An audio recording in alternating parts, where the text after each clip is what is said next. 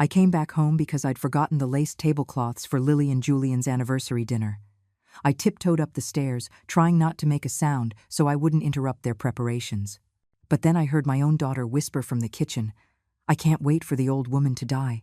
My heart stopped for a second, thinking that maybe I had misheard. Julian let out that laugh.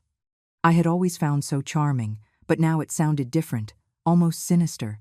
"Only after she pays off the $200,000 mortgage on the condo," he replied, with a casualness that sent a chill down my spine. I just smiled silently, closed the door gently, and walked back down the stairs as if nothing had happened. Their anniversary was in 2 days, and I already knew exactly what I was going to say when I raised my glass. Until 2 months ago, my life was exactly as I had dreamed it would be after my husband passed away. I worked part-time at the local public library, a quiet job that let me be surrounded by books and help children with their homework. My small condo was always immaculate, with the plants I tended to every morning and the family photographs perfectly aligned on the mantel. On Sundays, I would cook for Lily and Julian, preparing those big, hearty meals they loved so much. I thought I was the perfect mother-in-law, the kind of mother any daughter would want to have. How naive I was. Lily had been my only reason to keep going after I lost my husband 10 years ago. She was 25 then, fresh out of college, full of dreams and plans. I sold the large house where we used to live, liquidated our life savings, and bought this condo downtown, thinking it would be the perfect place for her to start her adult life. "Mom, you don't have to do this," she would tell me, but I insisted. I wanted to give her everything her father and I had never been able to offer. I wanted her to be happy. When she met Julian 5 years ago, I thought she had found the perfect man for her. Tall, elegant, always well-dressed, with a smile that could win over anyone.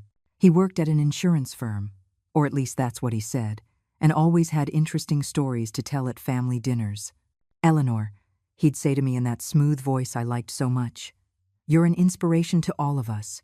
The way you've raised Lily, how you've kept this family together after losing your husband, it's admirable." I would melt at those comments. Finally, someone appreciated everything I had done. The wedding was small but beautiful. I paid for everything, of course. Lily's ivory-colored dress, the flowers, the reception hall, the food for 60 guests. Julian didn't have any family nearby. He said his parents had died in an accident years before. That made me feel even more tender toward him. I thought I could be the mother he had lost. During the ceremony, when I saw them exchange vows, I cried tears of joy. My little girl had found love, or so I believed. The first few years of their marriage seemed perfect from the outside. They came over for lunch every Sunday.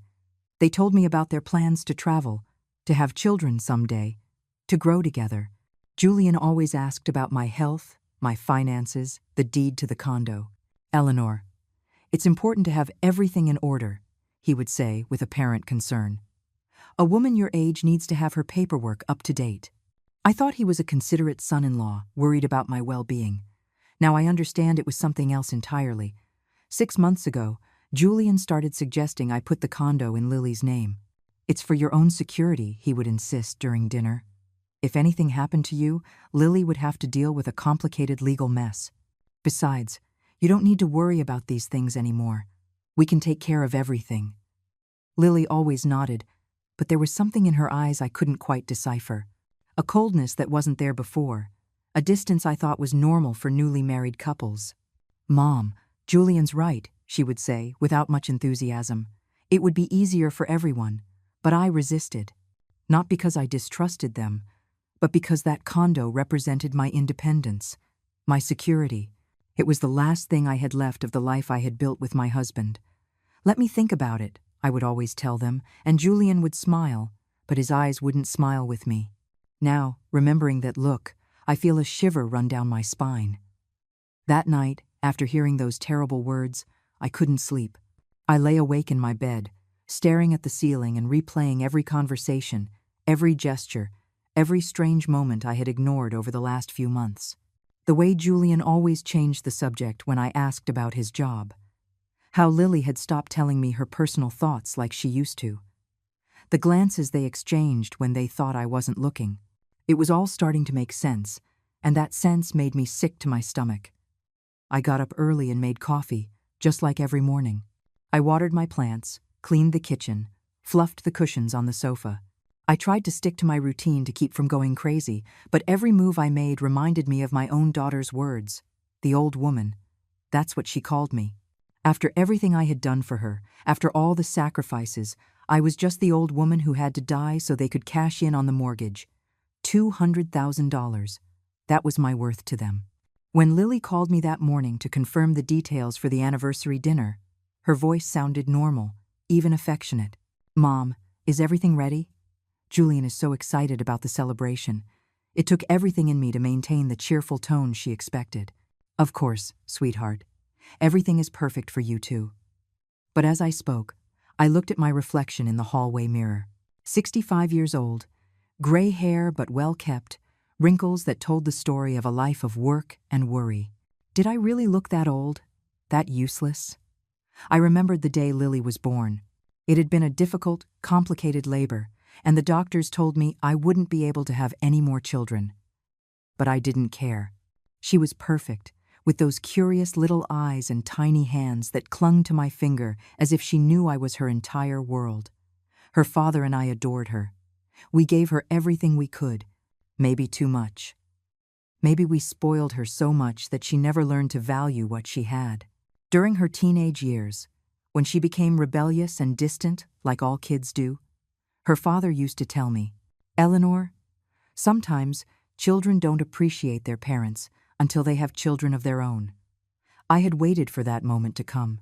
I waited for the day Lily would mature and understand everything we had done for her.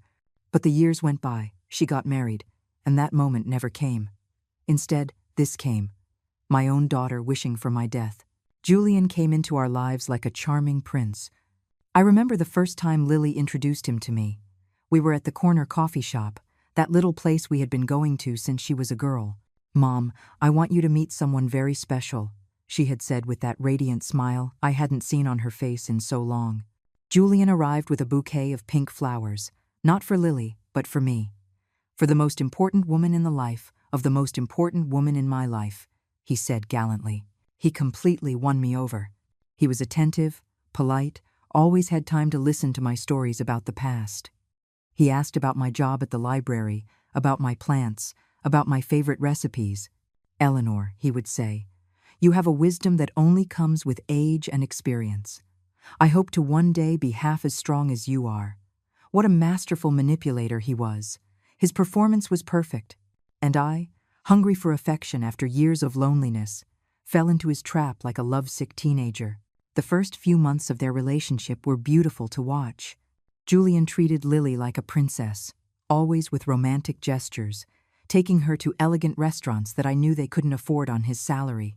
When I asked Lily how they could manage such luxuries, she just shrugged. "Julian is really good with money.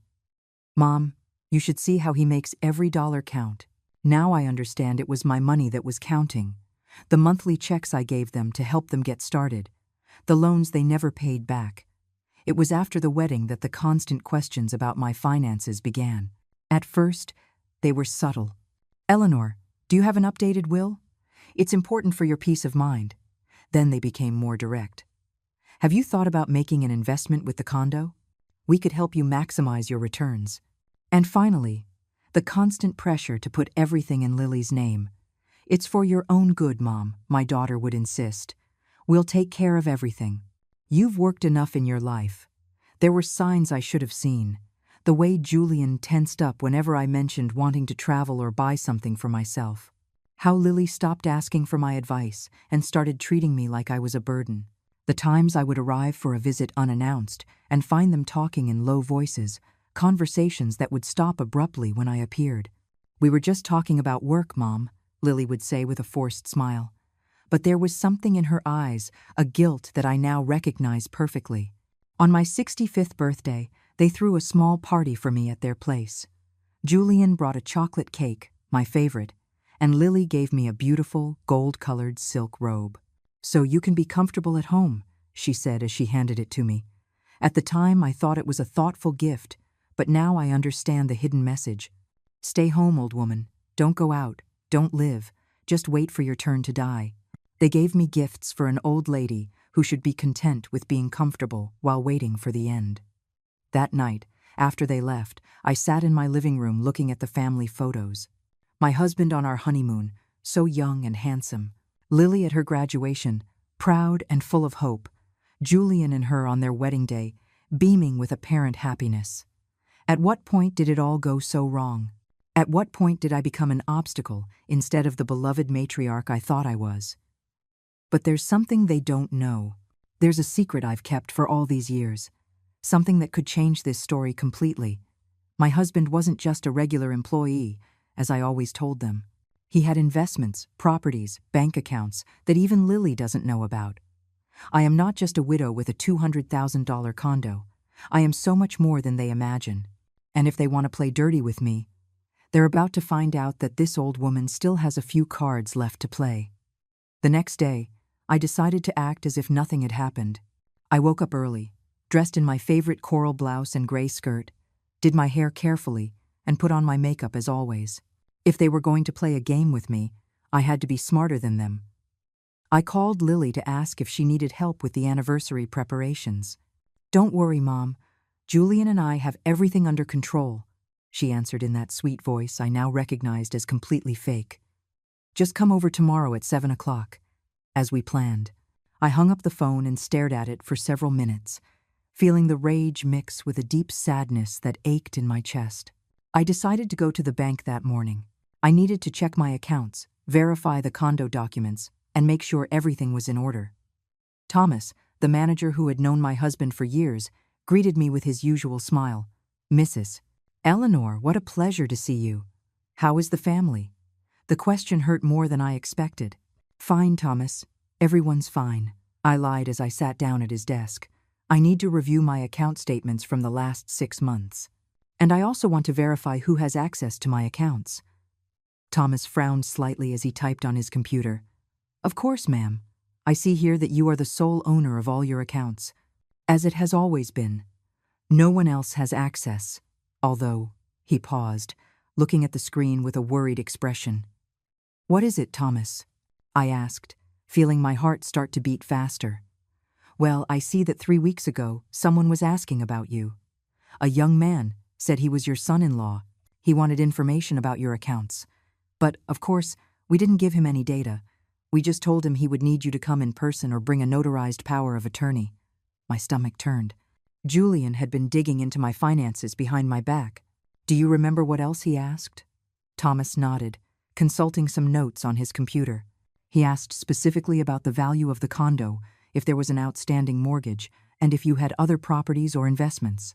He seemed very interested to know if you had a will or designated beneficiaries. I was quiet for a moment, processing the information. My own son-in-law had been planning my financial funeral while I cooked for him every Sunday. "Thomas," I said in a firm voice, "I want to make some changes to my accounts. And I need everything to be very well documented."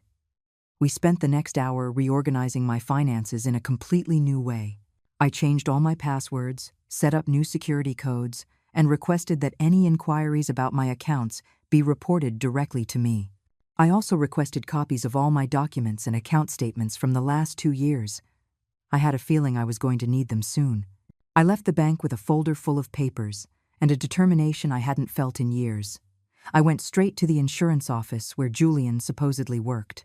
It was a modern building downtown, with large windows and an elegant reception area.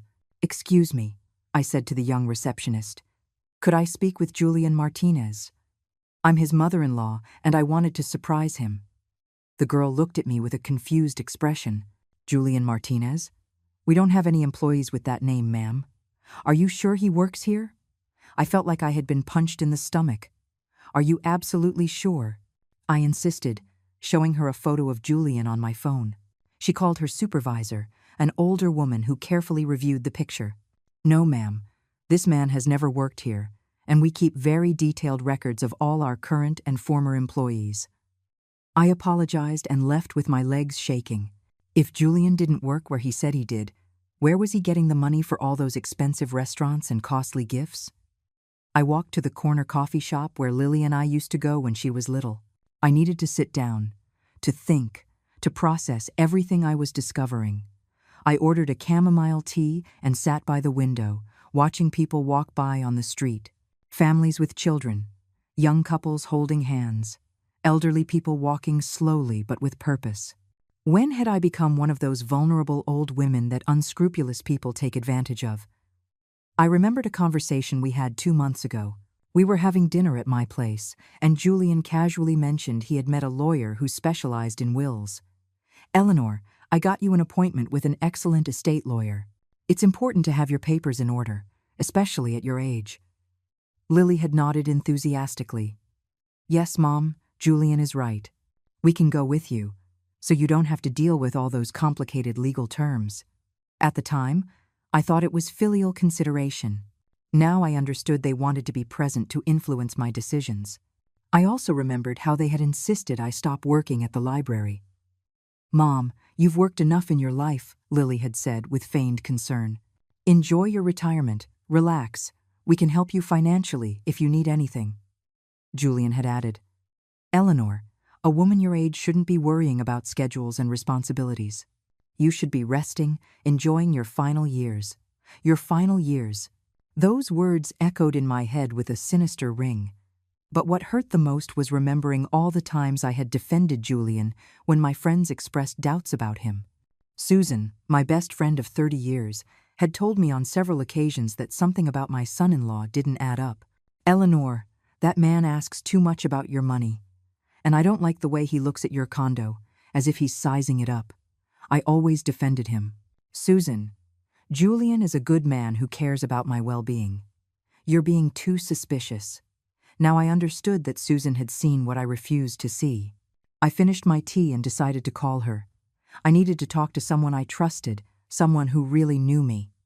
"Susan, can we meet today? I need to tell you something important." Her voice immediately sounded worried. "Of course.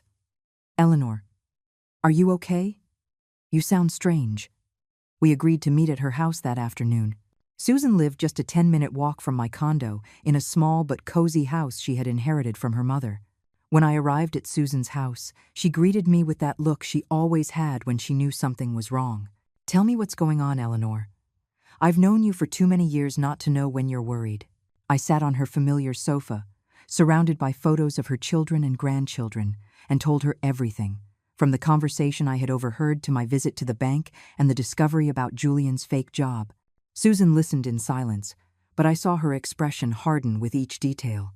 When I finished, she sighed deeply. "Eleanor, this is worse than I thought. I always knew that man was no good, but this is an organized scam."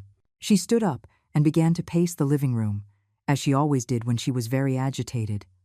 "We have to act fast. If they're planning something for the anniversary tomorrow, we can't just stand by." "But what can I do, Susan?" I asked, feeling for the first time in days that I had an ally.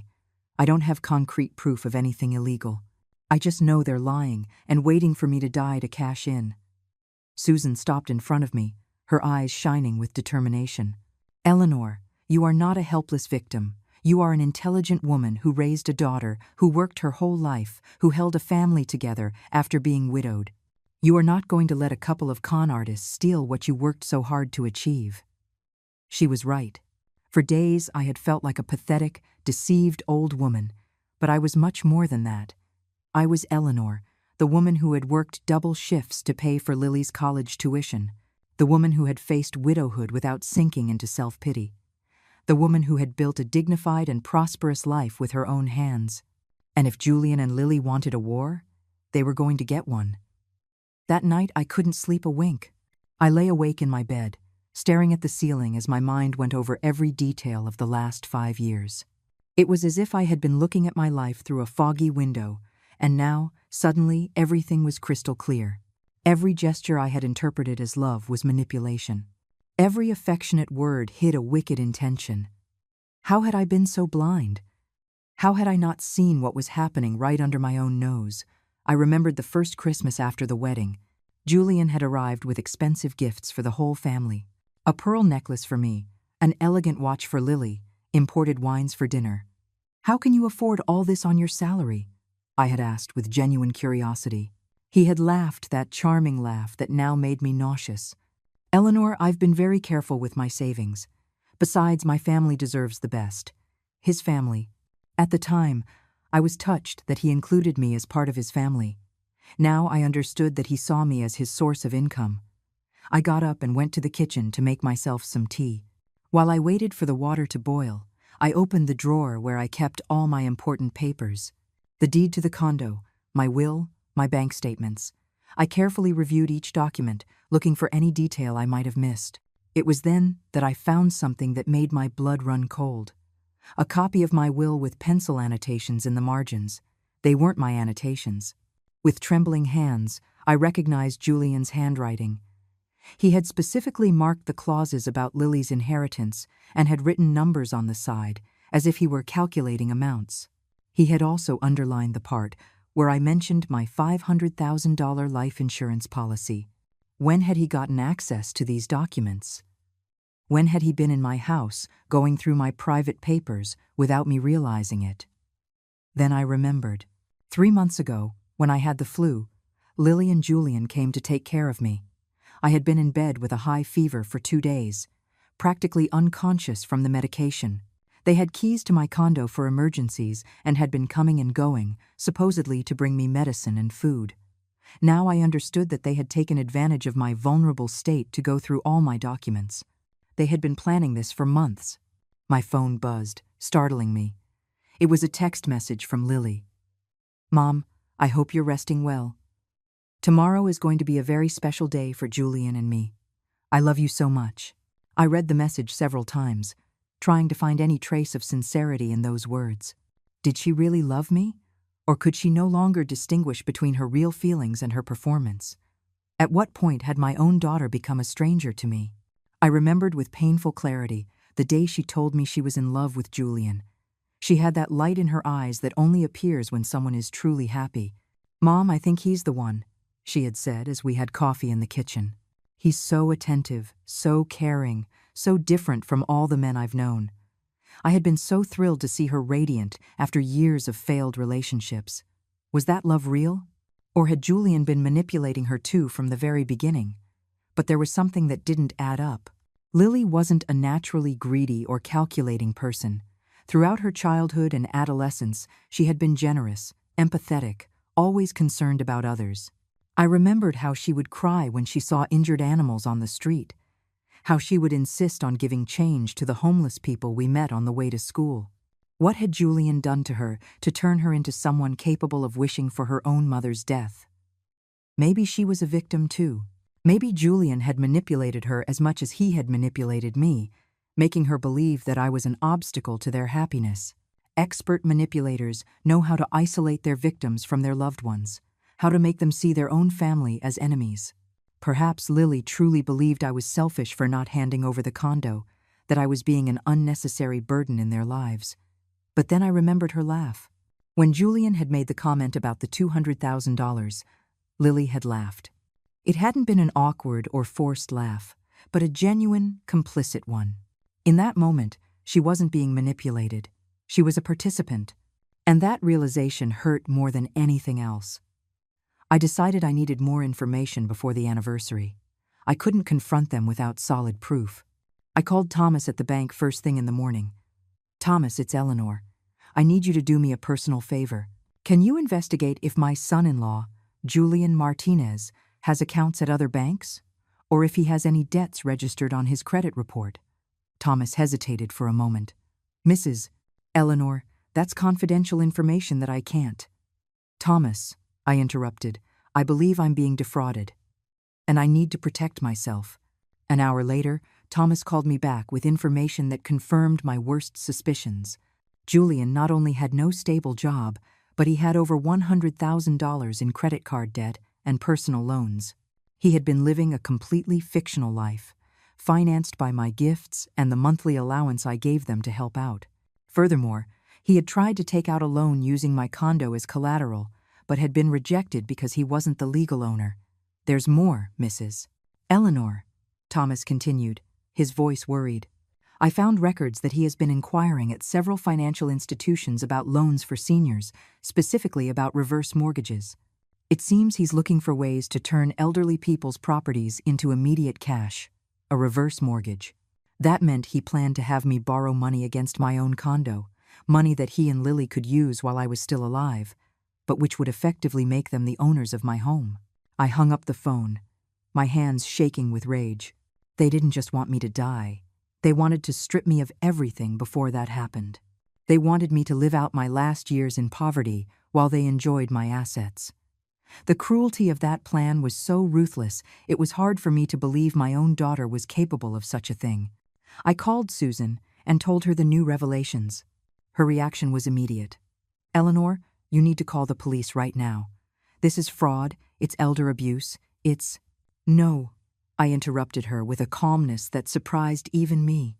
"I don't have proof that they've committed an actual crime yet. And even if I did, I want to confront them face to face. I want them to know that I'm not the helpless old woman they think I am." "But, Eleanor, it could be dangerous. If they're that desperate for your money, what makes you think they wouldn't be capable of hurting you physically?" Susan's question made me think. How far would Julian and Lily be willing to go to get what they wanted? Was it possible they were planning something more sinister than simply waiting for my natural death? I then remembered something strange that had happened the previous week. I had found a bottle of my blood pressure pills nearly empty when I was sure I had just refilled it a few days earlier. When I asked Lily if she knew anything, she had told me that maybe I was taking extra by mistake. "At your age, Mom, it's normal for memory to slip a little." At the time I hadn't thought much of it, but now that explanation sounded suspicious.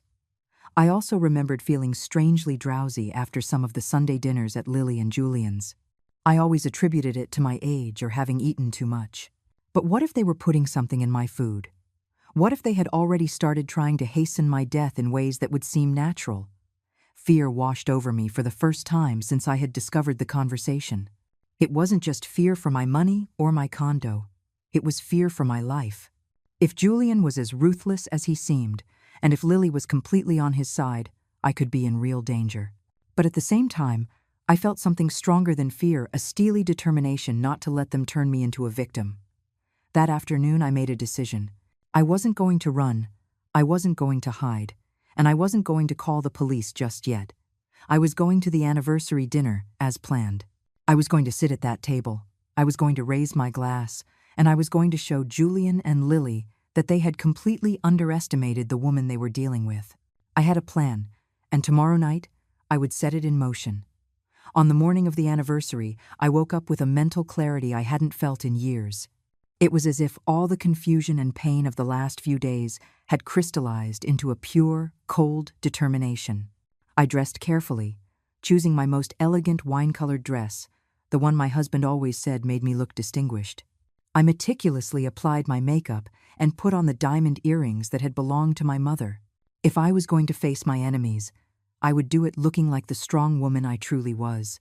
Before leaving, I called my lawyer, Mr. Davies, who had handled all my legal affairs since I was widowed.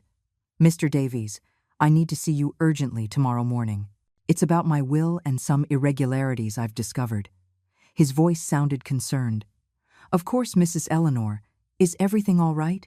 I'll explain everything tomorrow. I just want you to know that if anything happens to me, there are specific people who have been trying to manipulate my finances." There was a silence on the other end. "Ma'am, if you're in danger, we should." "I'm fine, Mr. Davies, but I need this on record just in case." I arrived at Lily's house at exactly 7 o'clock, as we had agreed. Julian opened the door with that perfect smile that no longer fooled me. "Eleanor, you look radiant tonight." He kissed me on the cheek with the same false affection as always. "Thank you, Julian. I'm very excited to celebrate with you both." Lily appeared from the kitchen, beautiful in her gold-colored dress, but there was something tense in her expression when she looked at me. The table was set elegantly, with candles, fresh flowers, and the porcelain dinnerware I had given them for their first married Christmas. Everything looked perfect, like a scene from a magazine. "Mom, sit here," Lily said, pointing to the seat of honor at the head of the table. "Tonight, you're our special guest." I sat where she indicated, noticing how she and Julian exchanged a quick glance they pretended I didn't see. During dinner, they kept the conversation light and lively. They talked about their travel plans for the next year, about the improvements they wanted to make to the condo, about how grateful they were to have me in their lives. "Mom, I don't know what we'd do without you," Lily said in a syrupy voice. "You're the pillar of our family." Julian nodded enthusiastically. "Your daughter is right, Eleanor. You are a blessing to us." Every word sounded hollower than the last. I noticed they kept pouring me wine, refilling my glass every time I took a sip. I also noticed that Lily barely touched her food and that Julian discreetly checked his watch several times. There was an underlying tension in the air that they tried to hide with forced chatter and overly bright smiles. Something was about to happen, and I had a feeling it wasn't going to be pleasant. "Well," Julian said suddenly, rising from his chair, "I think it's time for a toast." He picked up his glass and looked directly into my eyes. "Eleanor, first and foremost, Lily and I want to thank you for everything you've done for us. Your generosity, your love, your unconditional support. We have no words to express what it means to us." Lily stood up as well, glass in hand, but she avoided looking me in the eye. "In fact," Julian continued, "we wanted to take this special occasion to ask you for something very important." This was it, the moment I had been waiting for. "As you know, we've been talking about the future, about the family's financial security, and we believe the time has come to formalize some changes that would be beneficial for everyone." Lily finally looked at me, and I saw something in her eyes that could have been guilt or nervousness. "Mom," Lily said in a soft voice, "Julian and I have been thinking a lot about your well-being. Working at the library, maintaining the condo, dealing with all those responsibilities. We think it's too much for you." Julian nodded gravely. "What your daughter means is that we'd like you to consider moving to a smaller place, more appropriate for your age. We would take over the current condo, of course, so you wouldn't have to worry about the expenses." I felt rage rising in my chest, but I kept my expression serene. "A smaller place?" I asked in a calm voice. "Are you referring to a nursing home?" Julian quickly shook his head. "Oh no, Eleanor. Nothing so drastic. Just a one-bedroom apartment, something cozy and easy to maintain. We would visit you constantly, make sure you were comfortable, and, of course," Lily added, "we would take care of all your expenses. You wouldn't have to worry about a thing." "I see," I said slowly, savoring each word. "And I suppose you already have everything planned. The new apartment, the legal papers, everything." Julian smiled broadly, clearly relieved that I was taking the suggestion so well. "Well, yes, we've been looking into some options. There's a very nice assisted living facility just 20 minutes from here, with nursing staff available 24 hours a day." Nursing staff. It was a nursing home, no matter how they tried to dress it up. "And, of course," Lily continued, "to make all of this possible, we would need you to transfer the current condo into our names. It's just for legal purposes, so we can handle selling it and buying your new place." Julian pulled some papers from an envelope he had on the sideboard. "In fact, we've already prepared all the documentation. It just needs your signature, and everything will be settled." I stared at the papers without touching them. "You prepared all the documentation without consulting me first." Lily became flustered. "Well, Mom, we wanted to surprise you. We thought if you saw how well organized we were, you'd feel more secure about the decision." "And what if I didn't want to move?" I asked, keeping my tone calm. "What would happen then?" Julian and Lily exchanged another look, this one more obvious. "Mom," Lily said, her voice firmer, "you're 65 years old. You can't keep living alone indefinitely. It's dangerous. It's irresponsible. And we can't rest easy knowing you could have an emergency with no one nearby to help. Besides," Julian added, "frankly, Eleanor, maintaining that condo is very expensive. The expenses are eating through your savings faster than you realize." "My savings?" I repeated thoughtfully. "And how exactly do you know the state of my savings?" Julian flushed slightly. "Well, it's obvious from your monthly expenses, the upkeep of the condo, the times you went to the bank to ask about my accounts." I interrupted him calmly. The color drained completely from his face. I don't know what you're talking about, Eleanor," Julian stammered. "I also wonder," I continued in the same serene voice, "how you have money for all those expensive restaurants and costly gifts when you supposedly work at an insurance company that, coincidentally, has never had an employee named Julian Martinez. Lily turned pale. Mom, what are you talking about? I'm talking about the fact that I've discovered some very interesting things about you, too. I stood slowly from my chair, my glass still in hand. For example, I discovered that you have over $100,000 in debt. I discovered that you've been planning this for months, going through my private documents when you thought I was too sick to notice. Julian had gotten to his feet as well, and for the first time, I saw something dangerous in his eyes. Eleanor, I think you're confused. Perhaps it's your age. My age hasn't confused me at all, I said firmly. What confused me was believing that you actually loved me. I looked directly at Lily, especially you, my daughter. I was confused into thinking that after everything I sacrificed for you, you would see me as something more than just an obstacle to your financial happiness. Lily started to cry, but I couldn't tell if they were tears of guilt or frustration at being caught. And now, I said, raising my glass, it's my turn to make a toast. I raised my wine glass and looked at them both, with a smile that I knew would make their skin crawl.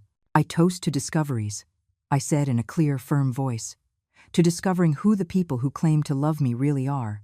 Julian had completely lost his elegant composure, and Lily was openly weeping, but I didn't know if it was from remorse or from being caught.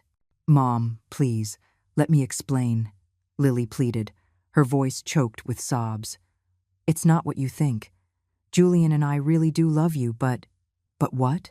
I cut her off sharply. But you also love my money? But you can't wait for me to die to enjoy it? Julian tried to intervene with his most persuasive voice. Eleanor, I think there's been a terrible misunderstanding here. We would never wish for my death. I finished the sentence for him. Except I heard you. 3 days ago, when I came back for the tablecloths, I heard you perfectly clearly.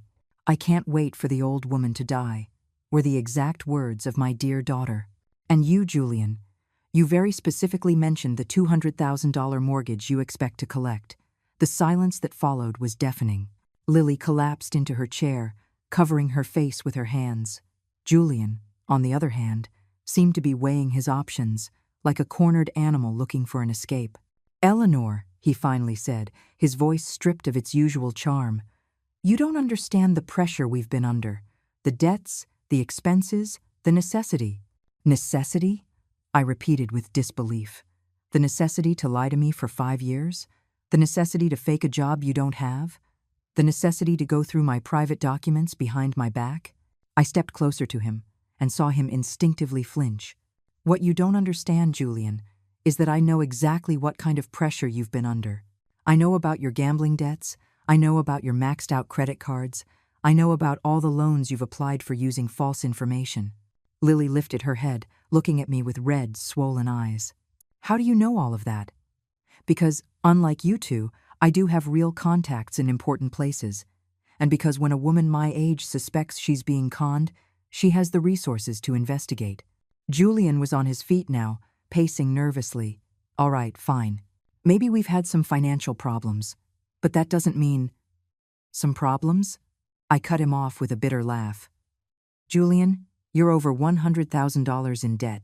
You've been living off my money for years, pretending to be something you're not. And worst of all, you've turned my own daughter into your accomplice. I looked at Lily with a mixture of pain and contempt. Do you know what hurts the most? It's not the money. It's that you lied to my face for so long. That you hugged me. That you told me you loved me, all while you were plotting to get rid of me. It's not like that, Lily suddenly shouted, jumping to her feet. I do love you, Mom, but Julian is right. You don't understand how hard it's been for us. The expenses, the pressures, the feeling that we can never have a life of our own as long as we depend on you. Her words were like slaps to the face. Depend on me? I never asked you to depend on me. I gave you money because I wanted to help you, not because it was my obligation to support you. Julian moved toward Lily and put a hand on her shoulder, but she jerked away. For the first time, I saw a crack in their alliance. Lily, Julian said tensely, don't say another word. This can be fixed. Fixed? I asked sarcastically. How do you plan to fix this, Julian? By convincing me to sign those papers to hand over my condo? Or maybe by speeding up my death in a more direct way? The accusation left them both frozen. What do you mean by that? Lily asked, her voice trembling. I mean, I've been noticing strange things these past few months. My pills disappearing faster than they should. The unexplained drowsiness after Sunday dinners here. The minor accidents that could have been major if I'd been less lucky. Julian turned as white as a ghost. You're delusional, Eleanor. That's ridiculous. But Lily was looking at me with growing horror. Julian, what is she talking about? What pills? What have you been doing? Julian turned on her, enraged. I haven't been doing anything. Your mother is making things up because she's desperate. Desperate? I repeated. No, Julian, you're the one who's desperate. And I think my daughter is starting to realize what kind of man you really are. At that moment, as if cued by fate, Julian's phone rang.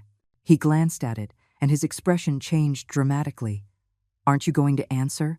I asked with false sweetness. It might be important. Julian declined the call, but it immediately rang again. Lily was watching him with growing suspicion. Who is it, Julian? Why won't you answer? It's no one important, he muttered, but the phone kept ringing insistently. Finally, Lily strode over and snatched the device from his hands. The screen clearly read Lauren, wife. Lily stared at the phone as if it were a venomous snake. Lauren, wife, she whispered. Julian, what does this mean? Julian tried to grab the phone back, but she recoiled. Answer it, she screamed. Answer it right now. With trembling hands, Julian accepted the call. Lauren, it's not a good time. A woman's voice came through clearly on speakerphone. Julian Martinez, you had better show up right now. The kids are asking for their dad, and I'm sick of your excuses. Lily dropped the phone as if it had burned her. The kids, she repeated in a hollow voice.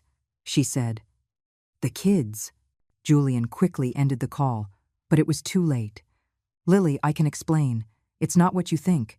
Not what I think, Lily shrieked, with a fury I had never seen in her before. That you're married to another woman? That you have children with her? Technically, Julian stammered.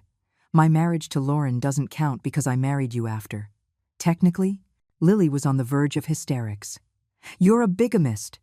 You're married to 2 women at the same time. Julian held up his hands, trying to calm her. Lily, listen to me. Lauren and I, that's in the past. You are my real marriage, my real love. Liar, she screamed at him, and for the first time since this whole nightmare began, I felt something akin to pity for my daughter. She had been his victim too. It's all been a lie, all of it. She turned to me, tears streaming down her cheeks. Mom, I didn't know. I swear to God I didn't know anything about Lauren or the children. Julian looked at me with pleading eyes. Eleanor, this changes things. Now that you know the truth about Lauren, surely you understand that I need to resolve this situation. The money from the condo would help me to. To what? I interrupted with disgust. To support 2 families? To keep lying to 2 different women? I stepped toward him until we were face to face. What I understand, Julian, is that you are worse than I thought. You're not just a con artist and a manipulator. You're a criminal. The phone rang again. This time it was a different number. Julian looked at it in a panic. Another inconvenient contact? I asked. A loan shark, perhaps? Or maybe the police? Julian didn't answer, but his silence was more telling than any confession. Lily was staring at him as if he were a complete stranger. Who are you? She whispered. Who are you really? And then, as if the universe had decided it was time for all the lies to come to light, someone knocked on the door. The knocking on the door was insistent and urgent. Julian turned even paler, if that was possible. Don't open it, he whispered desperately to Lily. But she was already walking toward the entrance. Lily, no, Julian shouted, trying to stop her, but she shoved him aside with a strength I didn't know she possessed. When she opened the door, a woman in her 30s stood there, beautiful but with deep, dark circles under her eyes and an expression of utter exhaustion. She was holding the hand of a small boy, about 6 years old. Julian Martinez, the woman said in a firm but weary voice. We need to talk. Now. The little boy hid behind his mother's legs, looking around the elegant condo with curiosity. Lily stood frozen in the doorway, staring at the little boy who had the same dark eyes as Julian. "Are you Lauren?" she asked in a barely audible voice. The woman nodded. "And this is Caleb, Julian's oldest son. We have another baby at home." Julian approached with a desperate expression. "Lauren, I told you not to come here. This is complicated." "Complicated?" Lauren looked at him with contempt. "Julian, we haven't had a proper meal in 3 days. The baby needs medicine that I can't afford. You disappeared a week ago telling me you had a chance to get some money, and now I find you here, in this luxurious place with—" She looked Lily up and down. "Who are you supposed to be?" "I'm his wife," Lily murmured, and the words sounded absurd even to her. Lauren laughed bitterly. "His wife? How interesting. I'm his wife too. We were married 8 years ago at St. Michael's Church. I have the papers if you want to see them." She pulled some crumpled documents from her purse. "When did you marry him?" 5 years ago, Lily answered automatically, and then the reality hit her like a hammer. 5 years. That means you were already married to him when— Lauren nodded grimly. "When he decided one family wasn't enough. When he decided he needed to find another woman to support him." She looked over at where I was sitting. "And who are you?" "I'm Lily's mother," I said, rising slowly. "And apparently, I'm the source of funding for Julian's marital adventures." Lauren narrowed her eyes. "Ah, I see. The rich mother-in-law who supports the family. Julian told me about you, but he said you were very stingy and barely gave them any money." The cynicism of that lie took my breath away. Even to his real wife, Julian had twisted my generosity. Lily sank into a chair, staring at little Caleb, who continued to watch everything with wide, confused eyes. "How old are you?" she asked him in a broken voice. 6, the boy answered shyly. "My daddy says he's going to buy me a bike when he gets money." Lauren put a protective hand on her son's shoulder. "Your daddy says a lot of things, sweetie." Julian finally found his voice. "Lauren, take Caleb and let's go. This is no place for him. This is no place for him." Lauren became enraged. "But it's a place for you? It's a place for you to play house with another family while we starve?" She turned to Lily. "Do you know how long your husband has been missing? Do you know that I have to work double shifts cleaning offices to pay the rent because he spends every dime he gets on keeping up this charade?" "I didn't know anything," Lily whispered, and I could see it was the truth. "Julian, how could you do this to her? How could you do this to me?" Julian ran his hands through his hair, desperate. It all got out of control. "At first, it was only supposed to be temporary. I was going to get the money from your mother's condo and sort everything out. Lauren and I would get a quiet divorce, I'd legalize my marriage to you, and we could all be happy." "Happy?" Lauren laughed hysterically. "You think I would be happy being abandoned with 2 children so you could live comfortably with your second family?" Caleb started to cry, frightened by the adults shouting. Lauren immediately calmed down and comforted him. "It's okay, honey. We're just talking to Daddy." I approached Lauren and introduced myself formally. "Ma'am, I'm Eleanor. I am so very sorry you're going through this." Lauren looked at me with a mixture of gratitude and embarrassment. "Mrs. Eleanor. I didn't know Julian had another family. When he disappeared for days, I thought maybe he'd found work in another city. I never imagined." Her voice broke. "How long has it been since you've received any financial help from him?" I asked. Lauren thought for a moment. 2 months, maybe 3.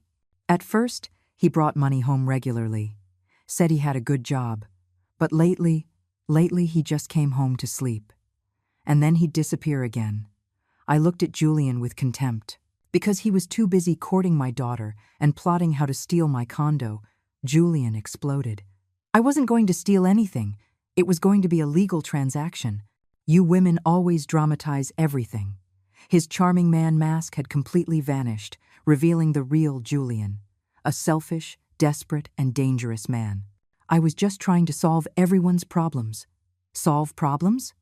Lily stood up, and I saw in her eyes a fury I recognized because it was the same one I felt.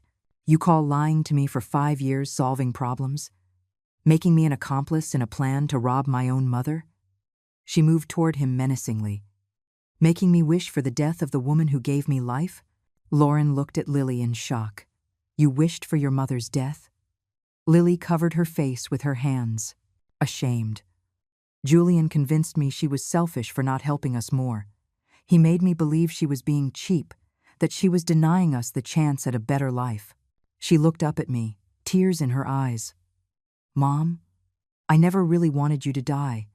I was frustrated, I was angry, but I never wanted— I know, I said softly, and I realized it was true. Julian manipulated Lily just as much as he manipulated me.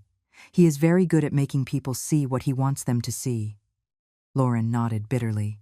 He convinced me his other absences were for extra work. He convinced me he was doing everything for us, for our future. She looked at little Caleb, who had fallen asleep in a chair. He convinced me having a second baby was a good idea because we'd have more money soon. Julian became completely desperate. All right, yes, I lied to all of you, but it was necessary. I have huge debts. Dangerous people are looking for me. Finally, an honest confession. If I didn't get the money from the condo, they were going to hurt me. They were going to kill me. Lauren turned pale. Dangerous people? Julian, what are you talking about? I owe money to loan sharks, okay? Not banks. People who don't take bounce checks for an excuse. Julian collapsed into a chair, all his arrogance gone. I thought if I got Mrs. Eleanor's condo, I could pay everything off and start over. He looked at me with pleading eyes. I just needed time to fix things. Fix things, I repeated in disbelief. Julian, you don't fix things by lying to 3 generations of women. You don't fix things by stealing from an old woman. You don't fix things by being a bigamist. Lauren approached him, holding Caleb. And you definitely don't fix things by abandoning your children when they need you most. At that moment, Julian's phone rang again. This time, he looked at the screen and turned green. Who is it now? Lily asked sarcastically. The third wife? Julian swallowed hard. It's one of the loan sharks.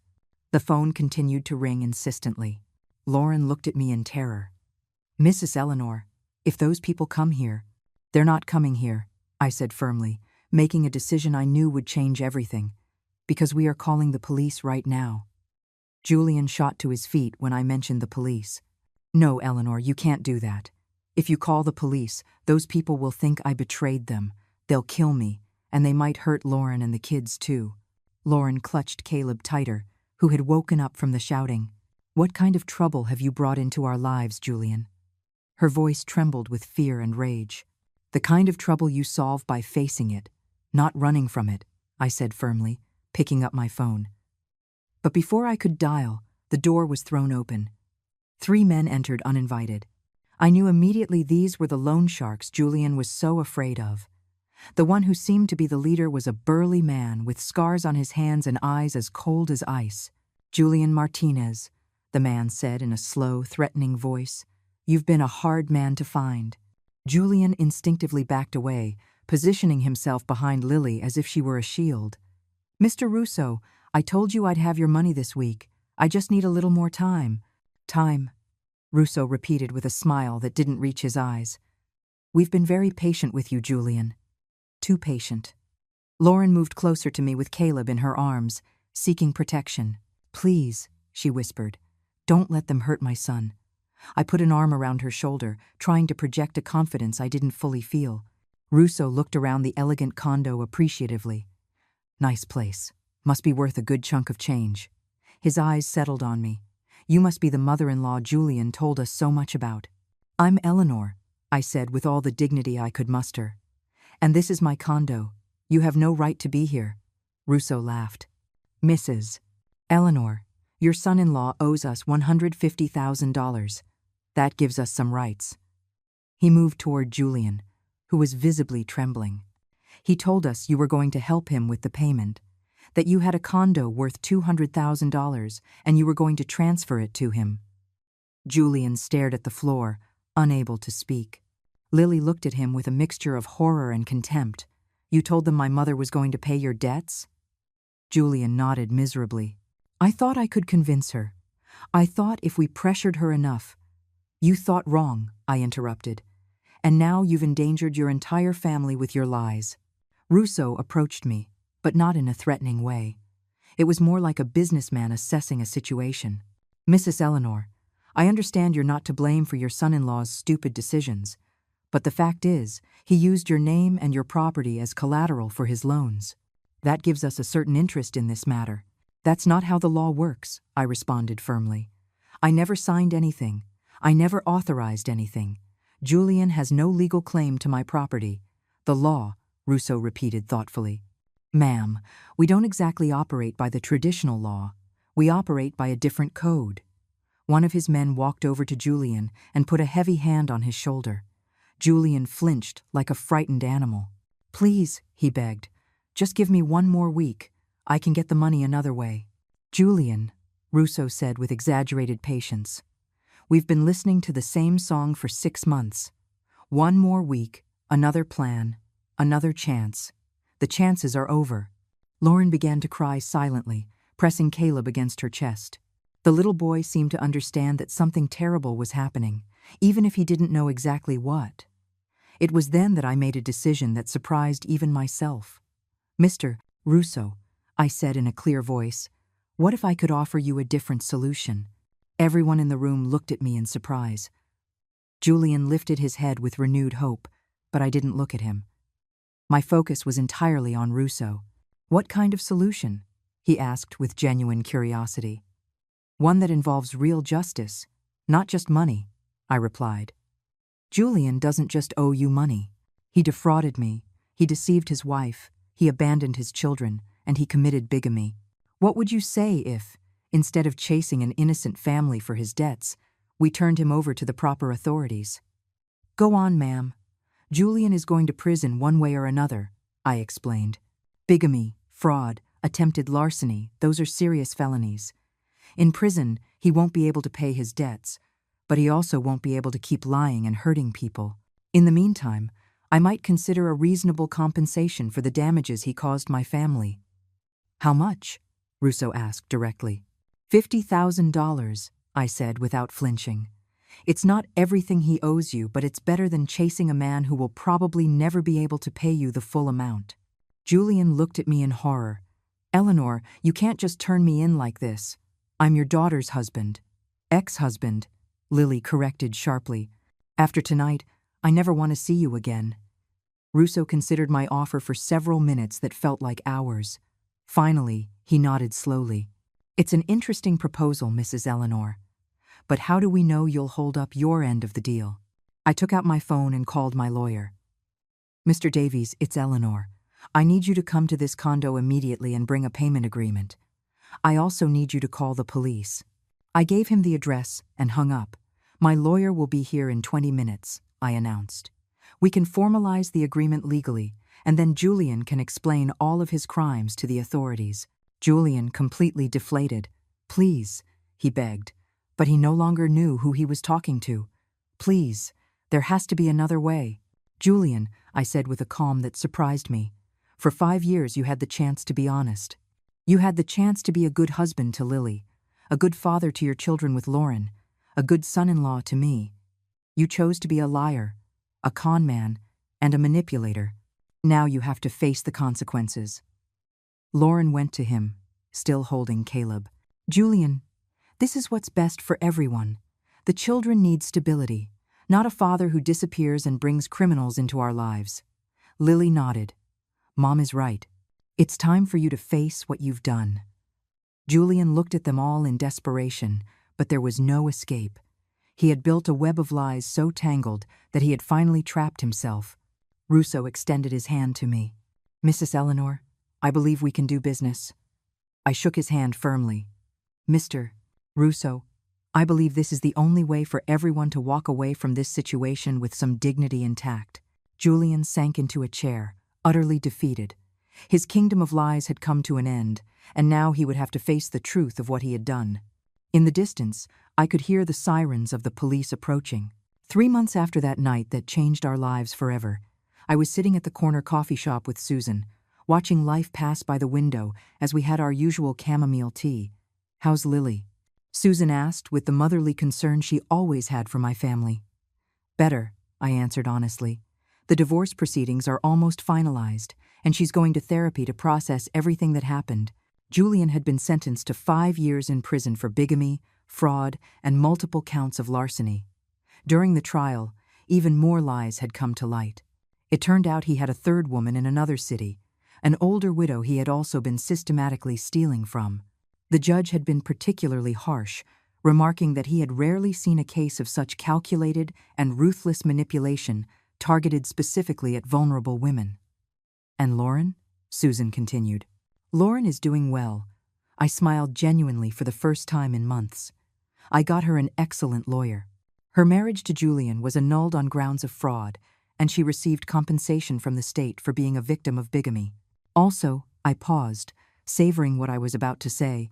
I offered her a job as the administrator for my new foundation.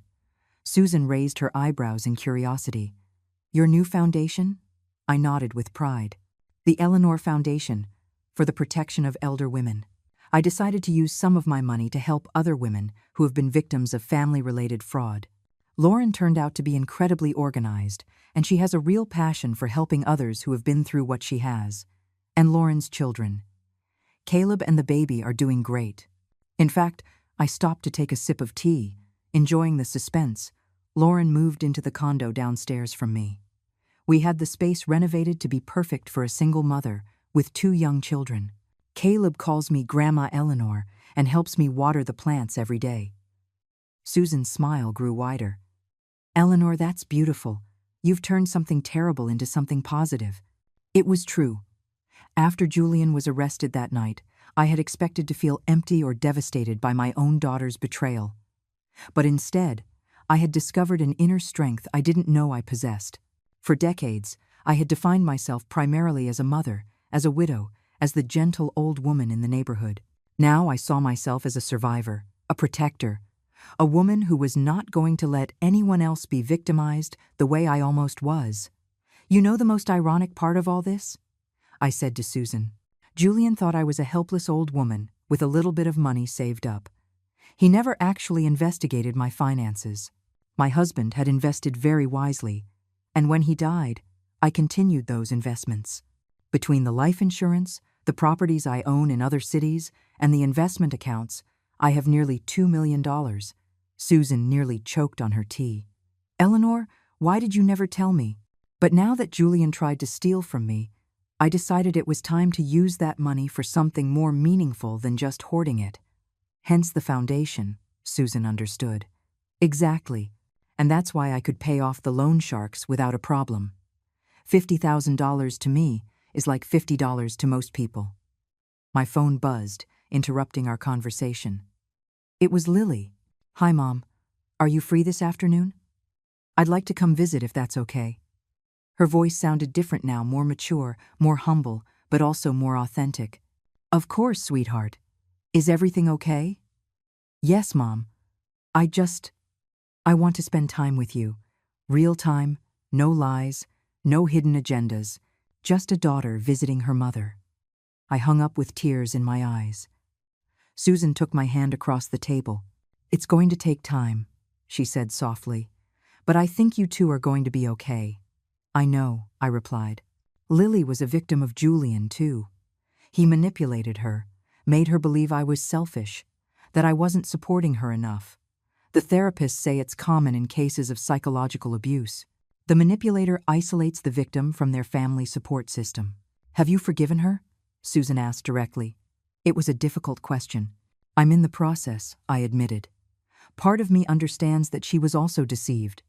But another part of me is hurt by the fact that, at some point, she actually wished for my death. That's something that takes time to get over. But you love her, Susan stated. I love her.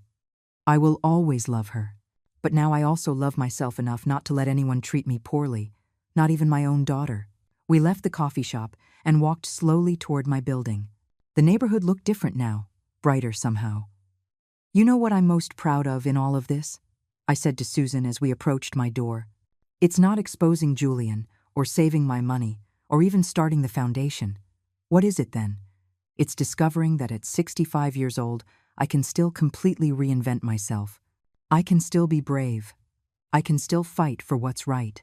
That afternoon, when Lily came to visit, we sat in my renovated living room. I had taken down all the photographs of Julian and added new ones. Lauren with her children, me at the foundation's opening ceremony, Susan and me on our last trip together. "Mom," Lily said softly, "I know I can't undo what happened. I know that the things I said, the things I thought, hurt you deeply." "Yes, they did," I confirmed, not softening the truth. "But I also understand that Julian was very skilled at manipulating people. He made you believe things about me that weren't true." Lily nodded, tears welling in her eyes. "He convinced me you were selfish for not giving us more money. He made me believe you were taking advantage of us emotionally. He was so convincing. Good manipulators always are," I told her. "But Lily, I need you to understand something important. I will never again allow anyone to disrespect me, no matter who they are." "I understand, Mom, and I accept that." She approached me timidly. "Do you think, someday, we can rebuild our relationship?" I looked at her for a long moment. My daughter, who now looked older, wiser, but also more broken by everything that had happened. "I think we can build a new relationship," I finally said. "It won't be the same as it was before, because I'm not the same person I was, and neither are you. But it can be something better, something more honest." That night, after Lily had gone, I sat on my balcony with a glass of wine, looking out at the city lights. My phone had several messages from Lauren, sharing pictures of Caleb on his first day at his new school. I also had a message from my lawyer, confirming that 3 more women had reached out to the foundation seeking help after being defrauded by family members. For the first time in years, I felt completely at peace with myself, not because my life was perfect, there was still pain, still wounds to heal, but because I finally understood my own worth. For decades, I had defined myself through my relationships to others, wife, mother, mother-in-law. Now, I knew myself as Eleanor, a strong, intelligent, and independent woman who needed no one's approval to be whole. I raised my glass to the stars and made a silent toast, to endings that are really new beginnings, to discovering that it's never too late to stand up for yourself, and to learning that being alone doesn't mean being lonely, it means being free. I drank the wine slowly, savoring not just the liquid, but the sweet taste of justice and self-determination. Today, I am alone. But for the first time in years, I am completely at peace.